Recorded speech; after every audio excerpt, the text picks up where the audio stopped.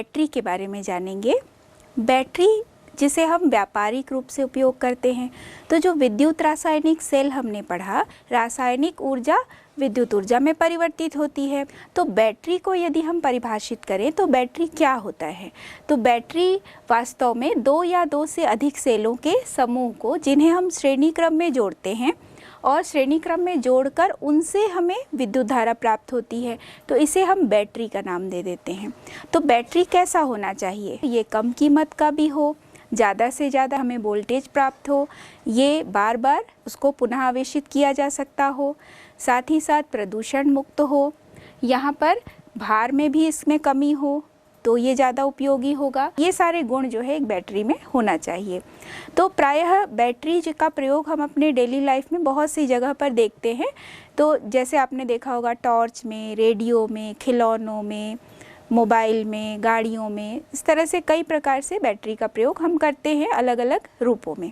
तो बैटरी को दो पार्ट में हम बांट सकते हैं, प्राथमिक सेल और द्वितीयक सेल। प्राथमिक सेल यानी ये अनुत्क्रमणीय होता है, ये क्रिया होती रहती है, इसे हम पुनः आवेशित नहीं कर सकते। यदि उसमें जो भी पदार्थ लिया गया है उसमें एक बार यदि रासायनिक क्रिया हो गई, पदार्थ के खत्म होने के बाद विद्युत धारा प्रवाहित नहीं हो सकती है, अर्थात उसका पुनः आवेशन हम नहीं कर सकते हैं।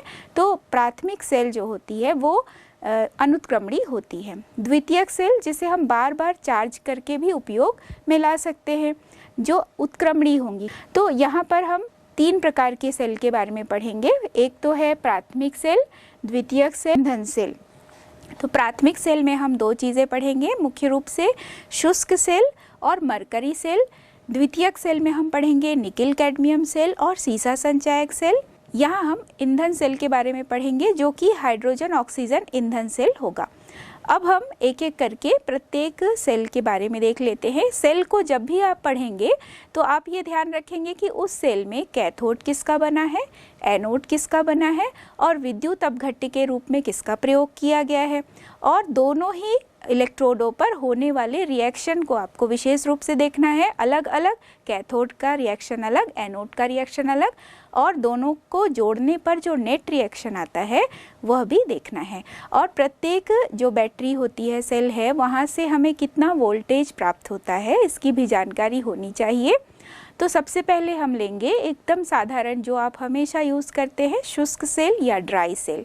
तो ड्राई सेल जो होता है इसका प्रयोग आप देखिए टॉर्च में, रेडियो में, खिलौनों में, कई जगह होता है। इससे प्राप्त जो वोल्टेज है वो 1.25 से 1.5 वोल्ट तक प्राप्त होता है हमें। यदि हम इसकी संरचना देखें तो जिंक का एक खोखला आवरण होता है, या जिंक का जो सिलेंडर है वो यहाँ एनोड का कार्य करेगा। कार्बन का यहाँ पर कैथोड है, जिसके चारों तरफ MnO2 एवं चारकोल का काला पेस्ट है। यहाँ पर जो विद्युत अपघट्य है वह अमोनियम क्लोराइड और जिंक क्लोराइड का जल में बना हुआ पेस्ट। तो जिंक जो यहाँ पर है वो एनोड का कार्य करेगा, ऑक्सीकरण की क्रिया होगी, और जो कार्बन है वहाँ पर अपचयन की क्रिया होगी। कार्बन के चारों तरफ, कार्बन यहाँ कैथोड है, उसके चारों तरफ MnO2 एवं चारकोल का पेस्ट है। यहाँ पर जो जिंक का आवरण है उसके चारों तरफ एक गत्ते का या कार्डबोर्ड का भी आवरण होता है, और यदि ड्राई सेल को बहुत अधिक लीक प्रूफ बनाना है तो स्टील का आवरण भी उसके ऊपर या लोहे का आवरण भी उसके ऊपर चढ़ा दिया जाता है। अब हम ये देखेंगे कि इसमें होने वाले अलग अलग रिएक्शन कैसे हैं, जैसे इसमें एनोड पर कैसी अभिक्रिया होगी। तो सबसे पहले हम देखेंगे एनोड पर होने वाला रिएक्शन। तो एनोड पर ऑक्सीकरण की क्रिया हो रही है, तो जिंक से जिंक 2+ बना, 2 इलेक्ट्रॉन बाहर निकला, ऑक्सीकरण हुआ। दूसरा हम देखेंगे कैथोड। तो कैथोड पर चूंकि यहाँ पर कैथोड कार्बन का है लेकिन उसके चारों तरफ MnO2 भी है, तो MnO2 plus NH4 plus 2 electron is equal to Mn2O3 plus 2H2O plus ammonia. तो यहाँ पर दो हमें अलग अलग कैथोड और एनोड पर रिएक्शन देखने को मिली। अब इन दोनों रिएक्शंस को हम जोड़ देते हैं। जोड़ने पर नेट अभिक्रिया क्या प्राप्त होगी, यहाँ जो भी समान है विपरीत पक्ष में उसे हम काट देंगे, तो जो नेट सेल रिएक्शन है वो प्राप्त होगा zinc plus MnO2 plus NH4 plus is equal to Zn2 plus plus Mn2O3 plus 2H2O। तो यहाँ हमने देखा कि इलेक्ट्रॉन इलेक्ट्रॉन जो है वो कट हो जाता है, शेष जो बचेगा उसे हम नीचे लिख देते हैं। तो यही नेट सेल रिएक्शन होता है। तो इस तरह से ड्राई सेल में हमने जाना कि कैथोड और एनोड का रिएक्शन कैसे होता है। एक उदाहरण आप देखिए यहाँ पर कि कैसे एक बल्ब जल रहा है। बल्ब का जलना यहाँ पर यानी रासायनिक क्रिया हो रही है, रासायनिक ऊर्जा यहाँ पर विद्युत ऊर्जा में परिवर्तित हुई, अर्थात ये बल्ब कैसे जल उठा। तो ये एक ड्राई सेल का उदाहरण है। मरकरी सेल, तो मरकरी सेल का प्रयोग प्रायः घड़ी में, कैलकुलेटर में या जो श्रवण यंत्र होते हैं, सुनने वाले जो यंत्र होते हैं, उनमें इनका प्रयोग किया जाता है। तो मरकरी सेल में हम जान लेते हैं कि एनोड किसका है। तो मरकरी सेल का जो एनोड होता है वो जिंक अमलगमित होता है, मतलब यहाँ पर जिंक के साथ मरकरी है। अमलगमित शब्द का मतलब होता है कि धातु के साथ मरकरी होगा, ये एक मिश्र धातु है जिसे अमलगम के रूप में हम कहेंगे। यदि मरकरी है तो उसे अमलगमित कहा जाता है। तो अमलगमित जिंक यहाँ पर एनोड होगा। कैथोड के रूप में लिया गया है HgO मतलब मर्क्यूरिक ऑक्साइड, यहाँ पर HgO प्लस कार्बन प्लस यहाँ पर चांदी या आयरन का चूर्ण लिया गया। तो ये कैथोड का कार्य करता है। विद्युत अपघट्य के रूप में KOH और ZnO या जिंक ऑक्साइड को लिया गया है। तो यहाँ एनोड और कैथोड पर कैसे रिएक्शन होगा वो हम देखते हैं। मरकरी सेल में एनोड पर होने वाला रिएक्शन, तो एनोड पर यहाँ हमने लिखा जिंक Hg। जिंक Hg का अर्थ है कि ये जिंक अमलगमित है, अकेला जिंक नहीं है, जिंक के साथ मरकरी भी है। तो जिंक अमलगमित प्लस 2OH। 2OH कहाँ से आया, यहाँ पर जो विद्युत अपघट्य लिया गया है वो यहाँ पर KOH है। तो 2OH minus is equal to zinc oxide plus H2O plus 2 electron. तो चूंकि इलेक्ट्रॉन निकल रहा है, यहाँ पे ऑक्सीकरण की क्रिया हो रही है। इसी तरह से इस इलेक्ट्रॉन को ग्रहण कौन करेगा, यहाँ पर जो कैथोड है। तो कैथोड पर क्या क्या चीज़ें हैं देख लेते हैं। HgO plus H2O plus 2 electron is equal to Hg plus 2OH minus. पुनः हम दोनों जो सेल रिएक्शन हमने लिखा कैथोड और एनोड के लिए, इसे हम जोड़ेंगे।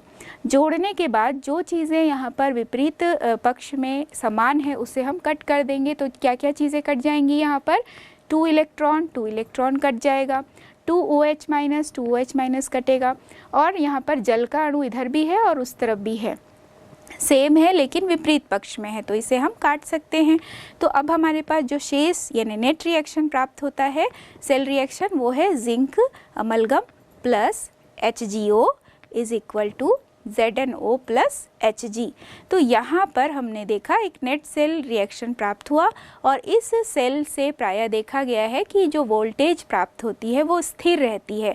इसमें विलयन के सांद्रण में परिवर्तन या आयनों के सांद्रण में परिवर्तन नहीं होता है, प्रायः स्थिर ही रहता है। और देखा गया है कि इसमें जो वोल्टेज प्राप्त होता है वो 1.35 वोल्ट प्राप्त होता है। द्वितीयक सेल के बारे में जानेंगे। तो द्वितीयक सेल में हम सबसे पहले उदाहरण लेंगे सीसा संचायक सेल का। लेड स्टोरेज बैटरी जो बहुत ही कॉमनली यूज्ड होता है ऑटोमोबाइल क्षेत्र में, गाड़ियों में इसका बहुत अधिक प्रयोग होता है। तो जो सीसा संचायक सेल होता है, चूँकि यह द्वितीयक सेल है, पुनः इसे हम चार्ज कर सकते हैं। तो इसकी अभिक्रियाओं को हम चार्ज अवस्था में यानी आवेशन अवस्था में और निरावेशन अवस्था, दोनों अवस्थाओं में इसकी अभिक्रियाओं को हम जानेंगे। तो सबसे पहले हम ये जान लेते हैं कि इसमें एनोड और कैथोड किसका बना होता है। तो सीसा संचायक सेल में जो एनोड है वह लेड का है, और जो कैथोड है वो लेड ऑक्साइड है। तो यहाँ पर लेड डाइऑक्साइड है, PbO2 है। तो एनोड यहाँ पर जो Pb है वह कैसे बनाया गया, तो एनोड जो Pb बनाया गया है वो लेड एंटीमनी मिश्र धातु की जाली है और उसमें स्पॉन्जी लेड लिया गया है। दूसरी ओर जो इसका कैथोड है उसमें भी लेड एंटीमनी का मिश्र धातु है, उसकी जाली है, लेड डाइऑक्साइड का महीन किया हुआ चूर्ण उसके अंदर लिया गया है। तो इस तरह से एनोड और कैथोड को हमने देखा। यहाँ जो विद्युत अपघट्य है वह H2SO4 सल्फ्यूरिक अम्ल प्रयोग किया गया। सल्फ्यूरिक अम्ल की जो सांद्रता ली गई है वो है 38%। यहाँ 38% का अर्थ ये है कि जो जल में बना हुआ विलयन है ये तो 38% पार्ट जो है H2SO4 का होगा और 62% पार्ट जो है वो जल का होगा। तो इस तरह से ये पूरा सेल का स्ट्रक्चर है। सबसे पहले हम ये जानेंगे कि जो एनोड है, तो एनोड पर ऑक्सीकरण की क्रिया हो रही है, तो इसके सेल रिप्रेजेंटेशन को हम कैसे लिख सकते हैं। जैसे Pb, एक छोटी लाइन हमने बनाई PbSO4, तो Pb यहाँ पर 0 है, ऑक्सीकरण अवस्था इसकी 0 होगी और PbSO4 में +2 होगी। दूसरी तरफ कैथोड को यदि लेंगे तो कैथोड में PbO2 एक छोटी लाइन और फिर PbSO4। PbO2 में जो Pb की ऑक्सीकरण संख्या है वो है +4 और जो PbSO4 है उसमें Pb की ऑक्सीकरण संख्या है +2। तो पहले वाले रिप्रेजेंटेशन में हमने देखा कि ऑक्सीकरण अंक में वृद्धि हो रही है, 0 से +2 हुआ लेड का, और दूसरे वाले में हमने देखा कि ऑक्सीकरण अंक में कमी होती है, यानी +4 से +2 में परिवर्तन हुआ। तो एनोड पर ऑक्सीकरण हो रहा है और कैथोड पर अपचयन हो रहा है। आप सभी जानते हैं कि जब ऑक्सीकरण की क्रिया होती है तो ऑक्सीकरण अंक में वृद्धि होगी और जब अपचयन की क्रिया होती है तो ऑक्सीकरण अंक में कमी होती है। चलिए अब हम इस सेल में होने वाले रिएक्शन को देख लेते हैं कि एनोड पर कैसे होगा। तो सबसे पहले एनोड पर यहाँ पर देखिए Pb प्लस SO4 2- है, SO4 2- is equal to PbSO4 plus 2 electron. Cathode यहाँ पर लेड डाइऑक्साइड है, मतलब PbO2 plus SO4 2- plus 4H plus यहाँ पर H2SO4 से आया तो 4H प्लस 2 इलेक्ट्रॉन, तो इलेक्ट्रॉन ये ग्रहण कर रहा है, यानी कैथोड है यहाँ पर, इक्वल टू लेड सल्फेट यानी PbSO4 प्लस 2H2O। इन दोनों रिएक्शन को जब हम जोड़ते हैं तो हमें नेट सेल रिएक्शन प्राप्त हुआ, वो है Pb plus PbO2 plus 4H plus is equal to 2 PbSO4 plus 2H2O। तो इस तरह यहाँ पर कंप्लीट जो सेल रिएक्शन है वो भी हमने जाना, तो हमें नेट सेल रिएक्शन प्राप्त होता है। आपने ये जाना कि एनोड जो है लेड डाइऑक्साइड का बना होता है और जो कैथोड है वो लेड का बना होता है। तो किस तरह से इसमें रिएक्शन होता है, कैसे ये आयोनाइज होता है, उसको हम जानेंगे। तो सबसे पहले हम देखते हैं कि जो एनोड है वो लेड ऑक्साइड का है और कैथोड लेड का है। तो यहाँ पर जो H2SO4 है वो पहले आयोनाइज हो रहा है, जो यहाँ पर विद्युत अपघट्य के रूप में लिया गया है। तो H2SO4 से 2H प्लस और सल्फेट 2- बना। जो H प्लस है वो एनोड से यानी एनोड के PbO2 से इलेक्ट्रॉन ग्रहण करता है और H में परिवर्तित होता है, अर्थात H प्लस आयन H परमाणु में परिवर्तित हुआ।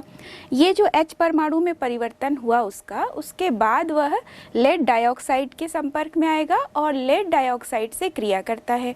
तो लेड डाइऑक्साइड से क्रिया करने के बाद जो रिएक्शन है वो है PbO2 plus 2H is equal to PbO plus H2O।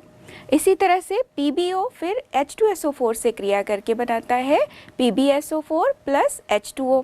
तो इसमें हमने देखा कि कैसे जो हाइड्रोजन है वह H प्लस से H में परिवर्तित हुआ। इसी प्रकार यदि सल्फेट को देखें, चूँकि यहाँ H2SO4 आयोनाइज हुआ था तो सल्फेट आयन भी बना, तो कैसे यहाँ पर सल्फेट आयन 2 इलेक्ट्रॉन त्याग देता है।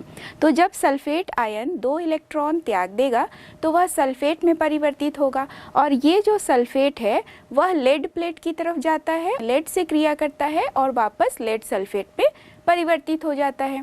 तो यहाँ हमने देखा कि दोनों ही अवस्थाओं में लेड सल्फेट का निर्माण हो रहा है और ये जो सेल है वो लगातार जब कार्य करता रहता है तो हम देखते हैं कि दोनों ही प्लेटों पर लेड सल्फेट जमा होने लगता है। जैसे जैसे ये सेल में इलेक्ट्रोड के रिएक्शंस होते रहते हैं वैसे वैसे हमने देखा कि जो H2SO4 है उसका जो घनत्व है वो धीरे धीरे कम होने लगता है। जब उसका घनत्व 1.20 ग्राम प्रति घन सेंटीमीटर हो जाता है उसके बाद उस बैटरी को पुनः आवेशित करने की आवश्यकता होने लगती है। तो जब इलेक्ट्रोड पर लगातार अभिक्रियाएं होती हैं, H2SO4 का घनत्व कम होने लगता है, तो अब इसको पुनः आवेशित करने के लिए बाह्य विद्युत धारा प्रवाहित करनी पड़ती है। तो यहाँ पर इलेक्ट्रोडों में विपरीत अभिक्रिया होने लगती है। तो जब ये विद्युत अपघटनी सेल की तरह कार्य करने लगता है तो विद्युत ऊर्जा रासायनिक ऊर्जा में परिवर्तित होती है और जो इलेक्ट्रोड की अभिक्रियाएं हैं वह विपरीत दिशा में होने लगती है। यहाँ पर जब पुनः आवेशन की क्रिया होती है तो एनोड पर लेड जमा होने लगता है और कैथोड पर लेड डाइऑक्साइड जमा होने लगता है और धीरे धीरे H2SO4 का जो घनत्व है वो भी बढ़ने लगता है। तो पुनः आवेशन की जब क्रिया होती है तो उसमें एनोड और कैथोड पर कैसे अभिक्रिया होती है ये हम जानेंगे। तो सबसे पहले हम देखेंगे कि एनोड पर कैसी अभिक्रिया हो रही है। तो एनोड पर होने वाली अभिक्रिया जिसमें लेड सल्फेट यानी PbSO4 plus 2H2O is equal to PbO2 plus 4H plus SO4 minus plus 2 electron. तो यहाँ पर हमने देखा कि कैसे लेड सल्फेट से PbO2 बना और इलेक्ट्रॉन निकल रहा है। तो इलेक्ट्रॉन निकलने की क्रिया हो रही है, एनोड है तो ऑक्सीकरण हो रहा है। तो कैथोड पर lead sulphate PbSO4 plus 2 electron, तो इलेक्ट्रॉन ग्रहण करने की क्रिया हो रही है, कैथोड पर अपचयन की क्रिया हो रही है। तो यहाँ परिवर्तन हुआ लेड प्लस सल्फेट आयन यानी SO4 माइनस। अब दोनों सेल अभिक्रियाओं को जब हम जोड़ते हैं तो यहाँ पर प्राप्त होगा 2 PbSO4 plus 2H2O is equal to Pb plus PbO2 plus 2H2SO4। तो यहाँ जो विपरीत पक्ष में है और समान जो मूलक है उसे हमने कैंसिल कर दिया, तो हमें इस तरह से नेट सेल रिएक्शन प्राप्त हुआ। तो यहाँ हम देख रहे हैं कि H2SO4 पुनः प्राप्त हो रहा है यानी ये सेल पुनः आवेशित होने की प्रक्रिया में है। तो यहाँ पर हम देख रहे हैं कि जो सीसा संचायक सेल है वह वोल्टी सेल की तरह भी कार्य करता है और विद्युत अपघटनी सेल की तरह भी कार्य करता है। यह एक द्वितीयक बैटरी है, इसको हम पुनः आवेशित करके बार बार प्रयोग में ला सकते हैं। अब हम जानेंगे nickel cadmium cell. Nickel cadmium cell को निकैड के नाम से जाना जाता है और ये आजकल बहुत अधिक प्रचलित है। इसका प्रयोग प्रायः जो इलेक्ट्रॉनिक घड़ियां होती हैं, इलेक्ट्रॉनिक कैलकुलेटर होते हैं, उसमें इनका प्रयोग प्रायः किया जाता है। निकिल कैडमियम बैटरी जो है वो बहुत अधिक इको फ्रेंडली होती है, प्रदूषण रहित होती है और अधिक देर तक ये चलती रहती है और इसमें से किसी भी प्रकार का कोई गैसीय उत्पाद नहीं बनता है। तो ये सबसे अच्छी बात होती है निकिल कैडमियम बैटरी की, लेकिन ये बहुत महंगी होती है तो इस कारण से थोड़ा सा इसे अवॉइड करते हैं। लेकिन अगर इसे हम प्रकृति के दृष्टि से देखें तो ये इको फ्रेंडली होने के कारण इसे उपयोग में लाना ही चाहिए। महंगा है तो क्यों, क्योंकि हमें प्रकृति को भी बचाना है साथ साथ में। तो निकिल कैडमियम बैटरी जो है उसमें जो एनोड होता है वह कैडमियम का बना है, जो कैथोड है वो निकिल ऑक्साइड का बना हुआ है।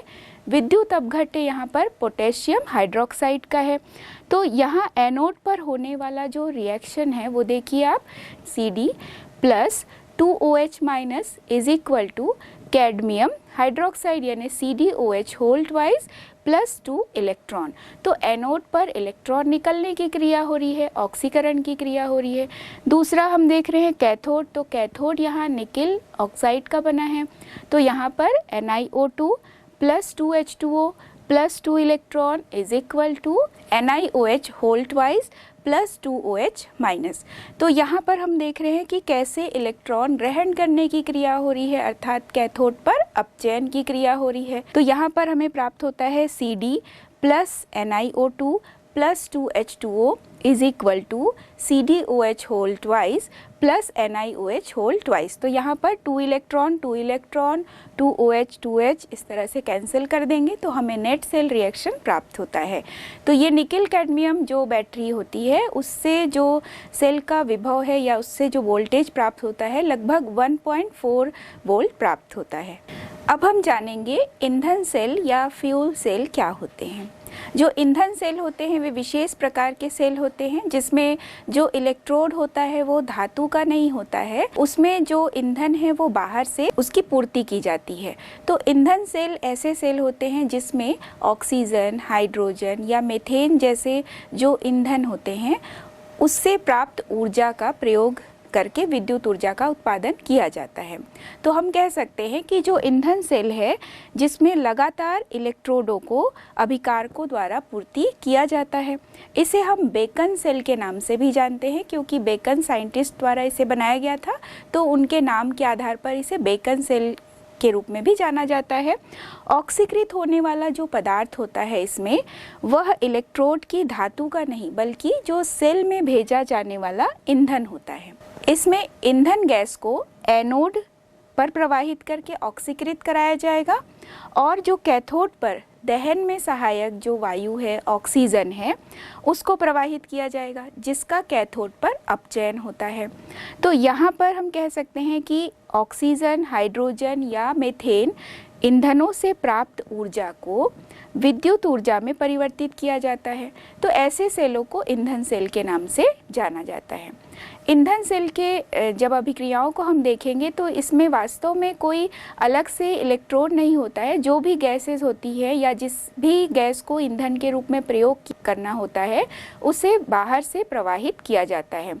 तो यहाँ पर कार्बन के जो प्लेट्स होती हैं, पोरस प्लेट लिया जाता है। तो चित्र के आधार पर आप देखिए इसे, H2 और O2 गैसों को कार्बन का जो इलेक्ट्रोड होता है, जो कार्बन का इलेक्ट्रोड लिया गया है वो यहाँ पर पोरस होता है।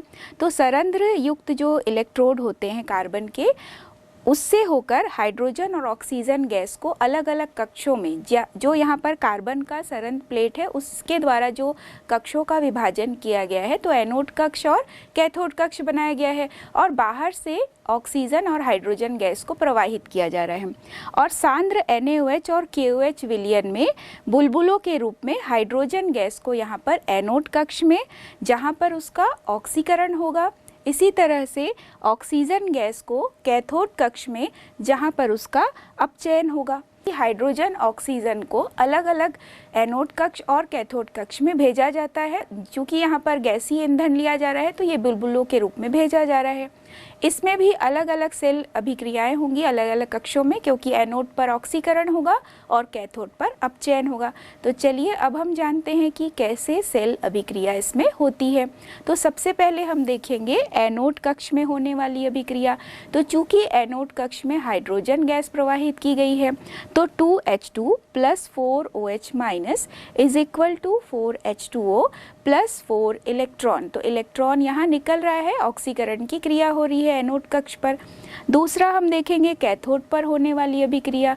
तो O2 plus 2H2O plus 4 electron is equal to 4OH minus. तो यहाँ पर भी जब नेट सेल रिएक्शन देखते हैं तो दोनों को कैंसिल करेंगे जो विपरीत पक्ष में है, तो हमें प्राप्त होगा 2H2 plus O2 is equal to 2H2O। तो यहाँ पर हमने देखा कि जल प्राप्त होता है। तो जो ईंधन सेल है, हाइड्रोजन ऑक्सीजन ईंधन सेल का जो उपयोग है वो अपोलो अंतरिक्ष यान में भी एस्ट्रोनॉट्स द्वारा किया गया और जो इसमें बनने वाला जल है इसका प्रयोग भी उन लोगों ने किया। और ईंधन सेल जो है ये बहुत अधिक उपयोगी माना जाता है क्योंकि यह प्रदूषण रहित होता है। इसकी जो दक्षता होती है वो लगभग 70 से 75% होती है और इससे लगातार विद्युत ऊर्जा का उत्पादन बहुत लंबे समय तक होता रहता है।